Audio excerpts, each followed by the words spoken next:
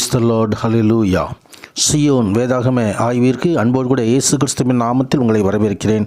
இன்றைய தினத்திலும் ஏசாயா தீர்க்கதரிசன புஸ்தகம் அதிகாரங்கள் 4 முதல் 6 அதிகாரங்களில் உள்ள வசனங்களை தியானிக்க சர்வ வல்லமையுள்ள தேவன் தாமே நமக்கு கிருபை பாராட்டுவாராக. 4வது அதிகாரத்திலே இஸ்ரவேலில் தப்பினவர்களுக்கு தேவனாய் கர்த்தர் கொடுக்கிறதான ஒரு ஸ்லாக்கியத்தை குறித்து வேதம் தெரிவிக்கிறதை குறித்து பார்க்கிறோம். இஸ்ரேல் மீது தேவ கோபாக்கினை கடந்து வந்தது, நியாய தீர்ப்பு கடந்து வந்தது.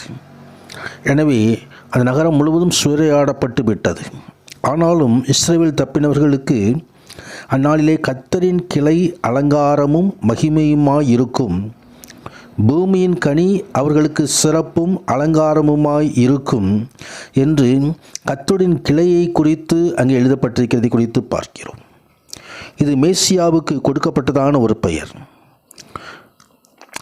தாவீதின் வேரிலிருந்து முளைத்தெழும்பும் கிளையாக கிறிஸ்துவானவர் இருக்கிறார்.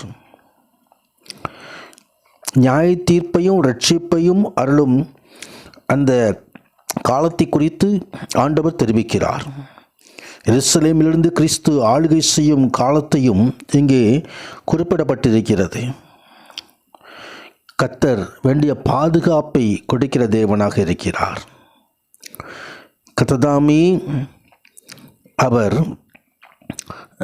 எருசலேமின் இரத்த பள்ளிகளை அதிலிருந்து நீக்கும்படியாக, அதன் அழுக்கை கழுவும்படியாக நியாயத்தின் ஆவியினாலும் சுட்டரிப்பின் ஆவியினாலும் தேவன் அங்கே ஒரு பரிசுத்தத்தை உண்டு பண்ணுகிறார். ஜீவனுக்கென்று பெயர் எழுதி வைக்கப்பட்டிருக்கிறது. ஜீவ புஸ்தகத்திலே பெயர் எழுதும்படியாக அந்த மனிதன்தான் யார் ஜீவ புஸ்தகத்தில் பெயர் எழுதப்பட்டிருக்கிறதோ அவன்தான் பரிசுத்தன் என்று சொல்லி பரிசுத்தனுக்குள்ள ஒரு வரையறையை ஆண்டவர் இங்கே தருகிறார். சியோன் மலையிலுள்ள வாசஸ்தலங்களில் சபைகளிலே பகலில் மேகத்தையும் புகையையும் இரவிலே கொழுந்துவிட்டு எரியும் அக்னி பிரகாசத்தையும் உண்டாக்குவார். தேவ பிரசன்னம் சபைகளிலே கடந்து வந்திருக்கும். பகலில் வெயிலுக்கு நிழலாக பெருங்காற்றுக்கும் மழைக்கும் அடைக்கலமாகவும் மறைவிடமாகவும் ஒரு கூடாரம் உண்டாயிருக்கும். தேவன் தாமே தமது பிள்ளைகளுக்காக மேசியா கிறிஸ்துவான இரத்தத்தை சிந்தி சிலுவிலை சம்பாதித்து நமக்காக ஒரு சபையை கட்டளையிடுகிறார்.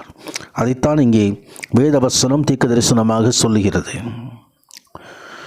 மற்றும் 5வது அதிகாரத்திலே திராட்சை தோட்டத்தை குறித்ததான ஒரு பாடலை நாம் இங்கே பார்க்கிறோம். நேசரிடத்திலே ஒரு திராட்சை தோட்டம் உண்டு. அது வேலையடைத்து அவர் காத்துக்கொள்கிற தேவன். ஆனால் அந்த திராட்சை தோட்டத்திலே கனிகள் வரும் என்று காத்திருக்கிறார். கனி தருகின்ற வாழ்க்கையை, பரிசுத்த ஆவியானுடைய கனிகளை குறித்து அவர் எதிர்பார்த்திருக்கிறார். ஆனால் அங்கே கொடுக்கப்பட்டது என்னென்று சொன்னால் கசப்பான பழங்கள் வந்தது. ஆவிக்குரிய கனிகள் காணப்படவில்லை. மாம்சத்துக்குரிய காரியங்கள் சபையிலே காணப்படும் பொழுது அது கர்த்தருக்கு அருவருப்பாயும் வேதனையாயும் வெறுப்பாயும் இருக்கிறது. அதனால் அங்கே இருக்குதான அடைப்பு தகர்க்கப்படுகிறது. சத்துருவான் விழுந்து காரியங்களை நிகழ்த்துகிறதை குறித்து நாம் இங்கே காணுகிறோம். நியாய தீர்ப்பும் சாபங்களும் கடந்து வருகிறதை குறித்து நாம் இங்கே பார்க்கிறோம்.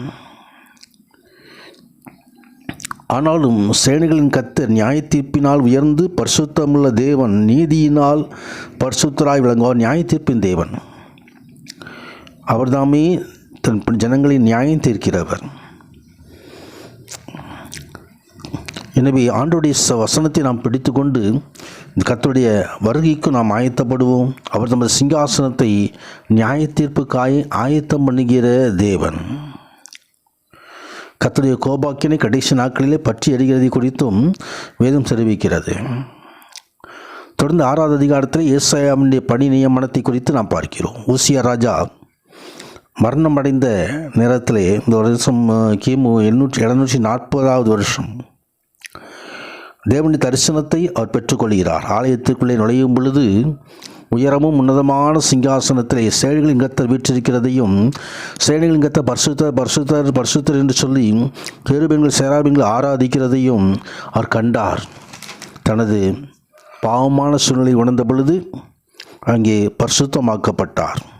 பரிசுத்தமாக்கப்படுதல் மாத்திரமல்ல, யார் என் காரியமாய் போவான் என்று சொல்லி ஏசாயா தீர்க்கதரிசி அந்த சத்தத்துக்கு அடிபணிந்து தன் ஊழியத்துக்கு ஒப்பு கொடுக்கிறதை குறித்தும் பார்க்கிறோம். கர்த்தருடைய பரிசுத்த நாமத்துக்கு மகிமை உண்டாவதாக. தரிசனத்தை பெற்றுக்கொண்டவர்களாய், பரிசுத்தமாக்கப்பட்டவர்களாய் ஊழியத்துக்கு அனுப்ப தேவனத்தர் சித்தமாக இருக்கிறார். கர்த்தருடைய சத்தத்தை கேட்போம், சித்தத்தை செய்வோம், கர்த்தர் மகிமையான ஆசீர்வாதங்களை பெற்றுக்கொள்வோம். ராஜா அதிசயங்களை காணப்படுகிறவர் நம்மோடு இருந்து மகிமையான காரியங்களை செய்தருள்வாராக. ஆமீன், ஆமீன்.